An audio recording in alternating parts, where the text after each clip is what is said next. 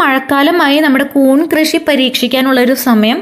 അപ്പോൾ എല്ലാവർക്കും riches jewels and garden വ്ളോഗ്സിൻ്റെ പുതിയൊരു എപ്പിസോഡിലേക്ക് സ്വാഗതം. അപ്പോൾ ഇന്ന് നമ്മൾ കൂൺ കൃഷിയാണ് അറിയാൻ പോകുന്നത്. അപ്പോൾ അതിനായിട്ട് ഞാൻ നിങ്ങളെ ഒരു കൂൺ കൃഷി പരിശീലന കേന്ദ്രത്തിലേക്കാണ് ഇന്ന് കൂട്ടിക്കൊണ്ടുപോകുന്നത്. അപ്പോൾ മണ്ണുത്തിയിലാണ് ഈ പരിശീലന കേന്ദ്രം.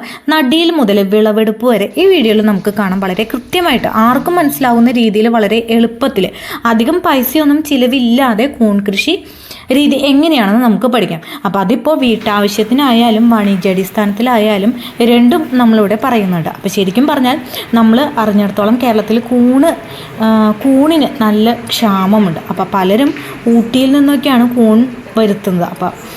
അപ്പോൾ നമുക്ക് ഈ കൂൺ കൃഷിയിലേക്ക് ഇറങ്ങിയ കുറേ പേർക്ക് ഇതിലൂടെ വിജയിക്കാൻ സാധിക്കും എന്നതാണ് എൻ്റെ ഒരു വിശ്വാസം. പിന്നെ കൂൺ എന്ന് പറഞ്ഞാൽ പലർക്കും അറിയില്ല, അത് പോഷക കലവറയാണ്. മറ്റേത് പച്ചക്കറിനേക്കാളും അപേക്ഷിച്ച് നോക്കിയാലും കൂണിന് ഒരു പ്രത്യേകതയുള്ളത് വിറ്റാമിൻ ഡി ഉൽപ്പാദിപ്പിക്കാനുള്ള മികച്ച ശേഷി ഉണ്ടെന്നുള്ളതാണ്. അപ്പം നമ്മളിൽ പലർക്കും വിറ്റാമിൻ ഡി കുറവാണ്. അപ്പം അത് ഈ കൂണിന് പരിഹരിക്കാം. എല്ലാവരും ചെയ്തു നോക്കണം. ഇനി ആരും കൂൺ കൃഷി അറിയില്ലെന്ന് പറയരുത്. ഒറ്റ തവണ ഒരു ബെഡിൽ കൂൺ കൃഷി ചെയ്ത് ഒരു 3 മാസം വരെ നമുക്ക് വിളവ് കിട്ടിക്കൊണ്ടിരിക്കും. ആദ്യം തന്നെ നമ്മൾ മനസ്സിലാക്കിയിരിക്കേണ്ടത് നമുക്ക് കൂൺ കൃഷി ചെയ്യാൻ പ്രത്യേക സ്ഥലം ഒന്നും വേണ്ട. അപ്പോൾ ഒരു ബക്കറ്റിലായാലും ഒരു കബോർഡിലായാലും ഒരു കാർഡ്ബോർഡ് ബോക്സിലായാലും ഒക്കെ നമുക്ക് കൂൺ കൃഷി ചെയ്യാം. ഇവൺ ഒരു കസേരയുടെ അടിയിൽ വരെ നമുക്ക് ചെയ്യാമെന്നുള്ളതാണ്. അപ്പോൾ ഒരു കറുത്ത തുണിയിട്ട് മൂടിയിട്ടാൽ മതി. ഒരു ഇരുട്ട അന്തരീക്ഷം ഉണ്ടാക്കിയെടുക്കണം, അത്രയേ ഉള്ളൂ. ഇനി കൂൺ കൃഷിയിലേക്ക് കിടക്കുമ്പോൾ നമ്മൾ ആദ്യം ശ്രദ്ധിക്കേണ്ടത് ഭയങ്കര അണുവിമുക്തമായിരിക്കണം കൂൺ കൃഷി ചെയ്യുന്ന ഇടവും എന്താണെങ്കിലും. അപ്പോൾ അതാണ് മെയിനായിട്ട് കൂൺ കൃഷി വിജയിക്കാനുള്ള ഒരു കാര്യം. നന്നായിട്ട് അണുവിമുക്തമായ രീതിയിൽ വേണം നമ്മൾ കൈകാര്യം ചെയ്യാൻ. അപ്പോൾ പിന്നെ നമ്മൾ ഫസ്റ്റ് എടുക്കേണ്ടത് വിത്തുകളാണ്. കൂൺ വിത്ത് തിരഞ്ഞെടുക്കുമ്പോൾ ശ്രദ്ധ വേണം. ഓരോ സീസണിലും ഓരോ വിത്തുകളാണ് തിരഞ്ഞെടുക്കേണ്ടത്. അപ്പോൾ വേനൽക്കാലത്താണെങ്കിൽ പാൽക്കൂൺ വിത്ത് എടുക്കണം, മഴക്കാലത്താണെങ്കിൽ ചിപ്പിക്കൂൺ. അപ്പോൾ വിത്ത് തിരഞ്ഞെടുക്കണം. വിത്ത് പഴക്കമില്ലാത്ത വിത്തായിരിക്കണം, ഫ്രഷ് വിത്തായിരിക്കണം, വിശ്വസനീയമായ ഇടത്തിൽ നിന്ന് മാത്രം വിത്തുകൾ പർച്ചേസ് ചെയ്യും. ഇത് മഴക്കാലം ആയതുകൊണ്ട് തന്നെ നമ്മൾ ചിപ്പിക്കൂൺ കൃഷിയാണ് ഇന്ന് ഡിസ്കസ് ചെയ്യാൻ ഉദ്ദേശിക്കുന്നത്. അപ്പോൾ കൂൺ വിത്തുകൾ നെല്ലിൻ്റെയോ ചോളത്തിൻ്റെയോ അകത്ത് നിറച്ചിട്ടാണ് നമുക്ക് ലഭിക്കുക. കൂൺ വിത്ത് ഉൽപ്പാദന മേഖലയിലും നല്ല സാധ്യതയുണ്ടെന്നുള്ളതാണ് മറ്റൊരു വശം. അപ്പോൾ അതവിടെ നിൽക്കട്ടെ. ഇനി നമുക്ക് വിത്തിലേക്ക് കിടക്കാം. അപ്പോൾ ഈ വിത്ത് വാങ്ങിയിട്ട് ഒരാഴ്ചക്കുള്ളിൽ നമ്മൾ എന്ത് ചെയ്യണം? കൃഷി ചെയ്യണം. അപ്പോൾ ഈ വിത്ത് കൃഷി ചെയ്യേണ്ടത് ഒരു മാധ്യമത്തിലേക്കാണ്. അപ്പോൾ നമ്മൾ എടുക്കുന്ന മീഡിയം ഏതാണെന്ന് നോക്കാം. അത് പലതരത്തിലുള്ള മീഡിയം ഉണ്ട്. കൂൺ വിത്തുകൾ നമ്മൾ വൈക്കോലിൽ ഭാഗ്യം മുളപ്പിക്കാം, അതല്ല ചകിരിച്ചോറിലിടാം, വാഴത്തട ഉണക്കിയിട്ട് അതിലിടാം, അടക്കപ്പൊടി കിട്ടും, അതിൽ ചെയ്യാം, പെല്ലറ്റുകൾ. അപ്പോൾ ഇതിലൊക്കെ നമുക്ക് വിത്തുകൾ വിടാം. അങ്ങനെ ഈ പറഞ്ഞ മീഡിയംസൊക്കെ നമ്മൾ ക്ലീൻ ആക്കണം. ഈ ക്ലീൻ ആക്കാതെ ഉപയോഗിക്കാൻ പറ്റില്ല, അതായത് അണുവിമുക്തമാക്കണം. അപ്പോൾ എങ്ങനെയാണ് വൈക്കോല് ക്ലീൻ ചെയ്യുന്നതുള്ളത് നമുക്ക് ഈ ഒരു വീഡിയോയിലൂടെ കാണാം. അപ്പോൾ വൈക്കോല് എടുക്കുവാണെങ്കിൽ നമ്മളത് 2 മണിക്കൂറെങ്കിലും വെള്ളത്തിലിട്ട് നല്ല പോലെ കഴുകിയെടുക്കണം. നല്ല പോലെ കഴുകിയെടുക്കണം. ആ വെള്ളത്തിൻ്റെ നിറം പ്യൂർ ആകുന്നത് വരെ കഴുകിയെടുക്കുന്നതാണ് ഏറ്റവും നല്ലത്. അങ്ങനെ കഴുകിയെടുത്താൽ മാത്രം പോരാ. ഇനി നമ്മളിത് കുക്കറിലോ ഇല്ലെങ്കിൽ വലിയ പാത്രങ്ങളിലോ ഇട്ട് നന്നായിട്ട് തിളപ്പിക്കണം. അപ്പോൾ വെള്ളം നന്നായിട്ട് തിളച്ച ശേഷം ഈ കഴുകി പിഴിഞ്ഞെടുത്ത വൈക്കോല് നമ്മൾ ആ തിളപ്പിച്ച വെള്ളത്തിലേക്ക് ഇട്ട് 2 മണിക്കൂർ ലോ ഫ്ലെയിമിൽ ഇട്ട് വയ്ക്കാം. അപ്പോൾ കുക്കറിലാണെങ്കിൽ ആദ്യ വിസിൽ വന്ന ശേഷം 2 മണിക്കൂറോളം ലോ ഫ്ലെയിമിൽ ഇട്ട് വെക്കണം. അങ്ങനെയാണ് ഈ വൈക്കോല് നമ്മൾ അണുനശീകരണം നടത്തുന്നത്. ഈ ഒരു രീതി മാത്രമല്ല അണുനശീകരണത്തിനായിട്ടുള്ളത്, വേറെയും പല രീതികളുണ്ട്. നമുക്ക് ആവിയിൽ പുഴുങ്ങിയെടുക്കാം. ആവിയിൽ പുഴുങ്ങുമ്പോൾ ഒരു 1 മണിക്കൂറോ 1.5 മണിക്കൂറോ ഒക്കെ മതി. കാരണം ആവി എന്ന് പറയുമ്പോൾ ചൂട് കൂടുതലായിരിക്കും. അപ്പോൾ 1 മണിക്കൂർ ആവിയിൽ പുഴുങ്ങിയെടുത്തിട്ടുണ്ടെങ്കിൽ ഈ വൈക്കോല് അണുവിമുക്തമായി കിട്ടും. പിന്നെയുള്ളത് കെമിക്കൽ ഉപയോഗിച്ചിട്ടുള്ള ക്ലീനിങ് ആണ്. അപ്പോൾ കെമിക്കൽ എന്ന് പറയുമ്പോൾ 7.5 ഗ്രാം കാർബൺ ഡൈഓക്സൈഡും 50 ml ഫോർമാലിനും 100 ലിറ്റർ വെള്ളത്തിലേക്ക് ലയിപ്പിക്കും. എന്നിട്ട് ഈ വെള്ളത്തിൽ നമ്മൾ ഈ പറഞ്ഞ വൈക്കോല് 18 മണിക്കൂർ ഇട്ട് വയ്ക്കാം. അത് മറ്റൊരു രീതിയാണ് ക്ലീനിങ്ങിൻ്റെ. നമ്മൾ ഈ പറഞ്ഞ തിളപ്പിക്കുന്നതിന് പകരം ചെയ്യുന്ന ഒരു രീതിയാണ് ഈ പറഞ്ഞത് കെമിക്കൽ ഉപയോഗിച്ചിട്ട്. അങ്ങനെ 18 മണിക്കൂർ നമ്മൾ ഈ വെള്ളത്തിലിട്ട് വെച്ചിട്ട് അതിൽ നിന്ന് പിഴിഞ്ഞെടുക്കണം.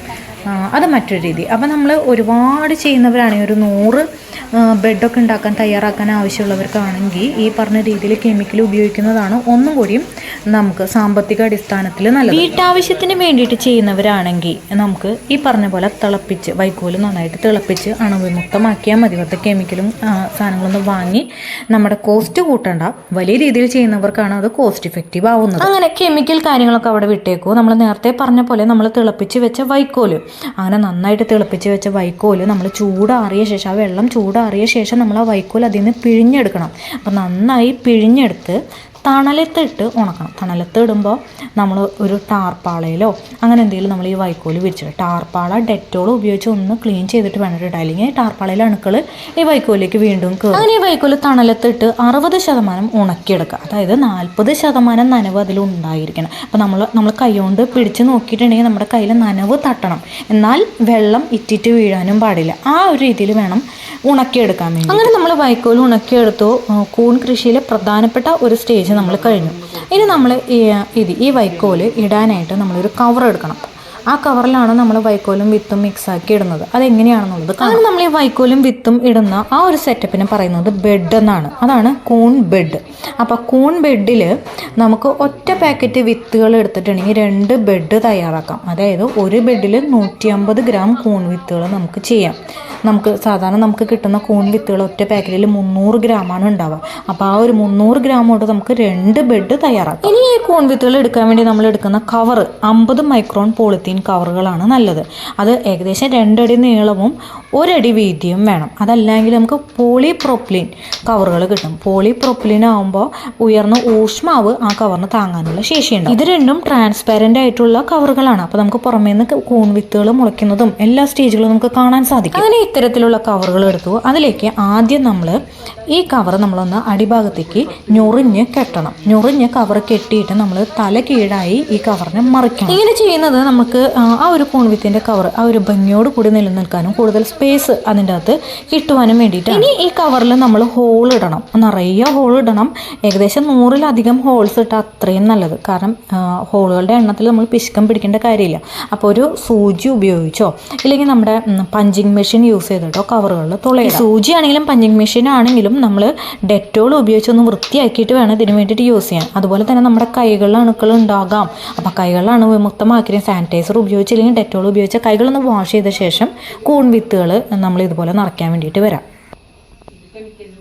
അങ്ങനെ ഇങ്ങനെ തയ്യാറാക്കിയ കവറിൽ നമ്മൾ ആദ്യം അല്പം വിത്തിടണം. ആ വിത്ത് നിർബന്ധമായിട്ട് ഇടണം. അതിന് ശേഷം നമ്മൾ വൈക്കോല് വയ്ക്കണം. വൈക്കോല് നന്നായിട്ട് ഞൊറിഞ്ഞ് തിക്കായിട്ട് എടുത്ത് അതിൻ്റെ അകത്തേക്ക് കവറിൻ്റെ അകത്തേക്ക് ഒരു ലെയർ വൈക്കോല് വയ്ക്കാം. നന്നായിട്ട് ശ്രദ്ധിക്കേണ്ട കാര്യം ഈ വൈക്കോല് നല്ല തിക്കായിരിക്കണം, ലൂസാവരുത്. ഇനി ഈ കവറുകളിൽ ഇപ്പോൾ തുളയിട്ടില്ലെങ്കിലും കുഴപ്പമൊന്നുമില്ല. നമുക്ക് വിത്തുകളൊക്കെ ഇട്ട ശേഷം ബെഡ് തയ്യാറാക്കിയ ശേഷം സൂചി ഉപയോഗിച്ച് കുത്തി തുള ഉണ്ടാക്കിയാലും അതായത് ഈ വൈക്കോല് വെക്കുമ്പോൾ നന്നായിട്ട് അമർത്തി നമ്മൾ നന്നായിട്ട് അമർത്തി തിക്കാക്കി വെക്കണം. അങ്ങനെ നമ്മൾ ആദ്യം വിത്തിട്ടു, പിന്നെ വൈക്കോല് വെച്ചു. വൈക്കോല് വെക്കുമ്പോൾ 10 സെന്റിമീറ്റർ ഹൈറ്റിലാണ് ആ തിക്നെസ് വേണ്ടത്. വലിയ കവറൊക്കെ ആണെങ്കിൽ നമുക്ക് മാക്സിമം 6 ലെയർ വരെയൊക്കെ ഈ വൈക്കോല് വെക്കാൻ സാധിക്കും. മാക്സിമം 6 ലെയർ വരെ നമുക്ക് വെക്കാം, അതിൽ കൂടുതൽ വെക്കാം. വൈക്കോല് വെച്ച ശേഷം ആദ്യത്തെ ലെയർ വിത്തിടുമ്പോൾ നമ്മൾ സൈഡുകളിലാണ് വിത്തുകൾ വിതറേണ്ടത്. നടുവിലായിട്ട് ഇടരുത്. ചിപ്പിക്കോണാകുമ്പോൾ അത് സൈഡുകളിൽ വിത്തുകൾ വിതറും. അങ്ങനെ നമ്മൾ ഇതുപോലെ വിത്തും വൈക്കോലും മാറി ലെയറായി ഇട്ടു. നല്ല തിക്കാക്കി വെച്ചു, ടൈറ്റ് ചെയ്ത് വെച്ചു. മേലെ നമ്മൾ വിത്ത് വിതറി ഏറ്റവും ലാസ്റ്റ് നമ്മൾ വിത്തിടണം. അങ്ങനെ മേലെ വിത്തിട്ട് പിന്നെയും നമ്മൾ മേലെ നന്നായിട്ട് ടൈറ്റായിട്ട് കെട്ടി. മേലെ എയർ വരരുത്, മീൻസ് എയർ അവിടെ നിൽക്കുന്ന പോലെ കെട്ടരുത്. മാക്സിമം ടൈറ്റായിട്ട് കെട്ടുന്നതാണ് ഏറ്റവും നല്ലത്. ഇവിടെ നമ്മൾ ചെയ്യുന്നത് 3 ലെയർ വൈക്കോലും ബാക്കി ലെയറുകളിൽ വിത്തുകളുമാണ്. ഇത്രയും ചെയ്ത് കഴിഞ്ഞാൽ നമ്മൾ പിന്നെ മറക്കാതെ ചെയ്യേണ്ട ഒരു കാര്യമാണ് ലാബലിംഗ്. അതായത് ഈ കൂൺ കൃഷിയുടെ നമ്മൾ ചെയ്തിരിക്കുന്ന ബെഡിൽ അതിൽ നമ്മുടെ ചെയ്യുന്ന ദിവസത്തെ ഡേറ്റ് രേഖപ്പെടുത്തി വെക്കണം. അങ്ങനെ കൂൺ കൃഷിയുടെ 2ാമത്തെ സ്റ്റേജും കഴിഞ്ഞു. അപ്പം നേരത്തെ കവറുകളിൽ തുളയിടാൻ മറന്നവരൊക്കെ ഈ ഒരു സ്റ്റേജിൽ തുളയിട്ട് കൊടുക്കാൻ മറക്കാതിരിക്കുക. ഒരു 100-ലധികം ഹോൾസ് ഇട്ട് അത്രയും നല്ലത്. ഇനി ഇങ്ങനെ തയ്യാറാക്കിയ കൂൺ ബെഡ് നമുക്ക് ഇരുട്ട് കിട്ടുന്ന ഒരിടത്തേക്ക് മാറ്റി വെക്കാം. അതിപ്പോൾ കബോർഡിലായാലും കാർഡ്ബോർഡ് ബോക്സിലായാലും ഒരു കസേരയുടെ താഴെ വെച്ചിട്ട് ഒരു കറുത്ത തുണിയിട്ട് മൂടിയിട്ടിട്ടായാലും ചെയ്യാം. പക്ഷേ ഇരുട്ട് കിട്ടുന്ന ഇടായിരിക്കണം. അധികം ഈച്ചശല്യം വരാനും പാടില്ല. കൂടുതലായിട്ട് കൂൺ കൃഷി ചെയ്യുന്നവർക്ക് ഒരു ഷെഡിൽ ഈ രീതിയിൽ നമുക്ക് ഷെഡിൽ ചെയ്യാം. ഒരു ഷെഡ് മുഴുവനായിട്ട് എടുത്തിട്ട് അതിൽ 100-150 ബെഡ് ഇട്ട് ഇതേപോലെ തൂക്കിയിട്ടിട്ട് നമുക്ക് ചെയ്യാം. അപ്പം ഇങ്ങനെ ചെയ്യുമ്പോൾ ഈ ഒരു ഷെഡിൽ ഈർപ്പം നിലനിർത്തണം. അപ്പോൾ ഷെഡിലാണെങ്കിലും നമ്മൾ വീട്ടിൽ കബോർഡിൽ ചെയ്യുകയാണെങ്കിലും കാർഡ്ബോർഡ് ബോക്സിൻ്റെ അകത്ത് വെച്ച് കൂൺ മുളപ്പിച്ചെടുക്കുകയാണെങ്കിലും ഈർപ്പം നിലനിർത്തണം. ഈർപ്പം നിലനിർത്താൻ ചെയ്യാൻ പറ്റുന്ന ഒരു കാര്യം, നമ്മൾ ഒരു നല്ലൊരു തുണി എടുത്തിട്ട് അത് നന്നായിട്ട് അണുവിമുക്തമാക്കുക. അതായത് തിളപ്പിക്കുക, വെള്ളത്തിലിട്ട് തിളപ്പിച്ചിട്ട് ആ തുണി പിഴിഞ്ഞിട്ട്, ഒരു തുണി നല്ല തിളപ്പിച്ച വെള്ളത്തിലിട്ട് പിഴിഞ്ഞെടുത്തിട്ട് ഈ ബെഡിൽ തൊടാതെ സൈഡുകളിൽ കൊണ്ടിടാൻ പറ്റും. അങ്ങനെയാകുമ്പോൾ ആ മുറിയിൽ അല്ലെങ്കിൽ ആ ഒരു കബോർഡിൽ അല്ലെങ്കിൽ കാർഡ്ബോർഡ് ബോക്സിൻ്റെ ഉള്ളിൽ ഈർപ്പം നിലനിൽക്കും. അങ്ങനെ ചിപ്പിക്കൂണാണെങ്കിൽ ഈ രീതിയിൽ 14 ദിവസം നമ്മൾ ഇരുട്ട് മുറിയിൽ ഈ ബെഡ് സൂക്ഷിക്കണം. വലിയ വലിയ ഷെഡുകളിലാണെങ്കിൽ ചണച്ചാക്കുകൾ നനച്ചിട്ട് കൊണ്ട് തൂക്കിയിടുന്ന രീതിയും ഉണ്ട്, അല്ലെങ്കിൽ നിലത്ത് മണൽ വിരിച്ചിട്ടിടും. ആ രീതിയെ നമുക്ക് വലിയ വലിയ രീതിയിൽ ചെയ്യുന്നവർക്ക് അങ്ങനെ. ചെറിയ രീതിയിൽ ചെയ്യുമ്പോൾ നമ്മൾ തുണികളൊക്കെ നനച്ചു കൊണ്ടിടുമ്പോൾ അത് 2-3 ദിവസം കഴിയുമ്പോൾ ആ തുണി ഡ്രൈ ആയി പോകാൻ ചാൻസ് ഉണ്ട്. അപ്പോൾ ഡ്രൈ ആയി പോകുമ്പോൾ ആദ്യം ഇതുപോലെ നനച്ചിട്ട് നമ്മൾ ആദ്യം കൊണ്ടിടണം. അങ്ങനെ 14ാമത്തെ ദിവസം കൂൺ വിത്തുകൾ മുള പൊട്ടാൻ തുടങ്ങും. അങ്ങനെ മുള പൊട്ടുമ്പോൾ നമ്മൾ ആ ഒരു ബെഡ് പുറത്തേക്ക് എടുത്ത് വെക്കണം. അതായത് അല്പം വെളിച്ചം കിട്ടുന്ന പാകത്തിന് പുറത്തെടുത്ത് വെക്കണം. ഇരുട്ടത്തിൽ നിന്ന് പുറത്തെടുത്ത് വെക്കണം. അതായത് ജനാലയിൽ കൂടെ അടിക്കുന്ന ആ ഒരു വെളിച്ചം അത് മതി. അങ്ങനെ ഇരുട്ടത്തിൽ നിന്ന് പുറത്തേക്ക് എടുത്ത് വെച്ച അന്ന് മുതൽ നമ്മൾ ഒരു സ്പ്രേ ബോട്ടിലെടുത്ത് അതിൽ തിളപ്പിച്ചാറിയ വെള്ളം ഒഴിച്ച് നമ്മൾ ഈ ബെഡിലേക്ക് 2 നേരം, ദിവസത്തിൽ 2 നേരം സ്പ്രേ ചെയ്ത് കൊടുക്കണം. വെള്ളം ഈർപ്പം നിലനിർത്താൻ വേണ്ടിയിട്ടാണ്. എന്നാലാണ് കൂണുകൾ നന്നായിട്ട് മുളച്ച് പുറത്തേക്ക് വരുള്ളൂ. അങ്ങനെ ഇത് നനയ്ക്കാൻ പോകുമ്പോഴായാലും നമ്മൾ സാനിറ്റൈസർ ഉപയോഗിച്ച് കൈ വൃത്തിയാക്കിയ ശേഷം ബെഡുകൾ തൊടാം. അതുപോലെ നമ്മൾ ഗാർഡനിലൊക്കെ പോയിട്ട് വരാണെങ്കിൽ, നമ്മൾ പച്ചക്കറി കൃഷി ചെയ്യുന്നവരാണെങ്കിൽ അതൊക്കെ ചെയ്തിട്ട് വരാണെങ്കിൽ അതിൽ നിന്ന് ചിലപ്പോൾ നമ്മുടെ കയ്യിൽ വല്ല സ്യൂഡോമോണസോ ട്രൈക്കോഡർമയൊക്കെ പറ്റിച്ചേർന്നിരിക്കും. അതൊക്കെ ഈ ബെഡിലേക്ക് ആയിട്ടുണ്ടെങ്കിൽ ബെഡ് ക്ലീൻ അല്ലാതെ ആയി പോകും, നമ്മുടെ കൂണുകൾ നശിച്ചു പോകും. അപ്പോൾ അതൊക്കെ നന്നായിട്ട് ശ്രദ്ധിക്കുക. ഡ്രസ്സ് വരെ മാറ്റേണ്ട സാഹചര്യം വന്നാൽ ഡ്രസ്സ് വരെ മാറ്റിയ ശേഷം നമ്മൾ കൂൺ ബെഡുകൾ തൊടും. അങ്ങനെ കൂൺ ബെഡുകൾ പുറത്തേക്ക് എടുത്ത് വെച്ച് ഇതുപോലെ 2 നേരം വെള്ളം സ്പ്രേ ചെയ്ത് കൊടുത്ത് 3ാമത്തെ ദിവസം തൊട്ട് കൂൺ വിത്തുകൾ, അതായത് കൂണുകൾ പുറത്തേക്ക് വന്നു തുടങ്ങും. നന്നായി കാണത്തക്ക രീതിയിൽ പുറത്തേക്ക് വന്നു തുടങ്ങും. ഇതൊരു 7 ദിവസം പാകമാകുമ്പോൾ നമുക്ക് ആ കൂണുകൾ മുറിച്ചെടുക്കാം. ശ്രദ്ധിക്കേണ്ടത് കൂണുകളുടെ അഗ്രഭാഗം പിളർന്നു പോകുന്നതിന് മുൻപേ നമ്മൾ വിളവെടുക്കണം, അല്ലെങ്കിൽ ടേസ്റ്റ് കുറയും. അധിക നേരം നമുക്ക് പുറത്ത് വെക്കാനോ. അതുപോലെ കൂണിന്റെ കൂടെ ഭാഗം ജസ്റ്റ് സ്ട്രെയിറ്റ് ആയിട്ട് നിൽക്കുന്ന പാകത്തിന് വിളവെടുക്കുന്നതാണ് നല്ലത്. അധികം മേലോട്ടോ താഴോട്ടോ നിൽക്കുന്ന അങ്ങനെ പാകമാകുന്നതിനനുസരിച്ച് നമുക്ക് കൂണുകൾ വിളവെടുത്തുകൊണ്ടിരിക്കാം.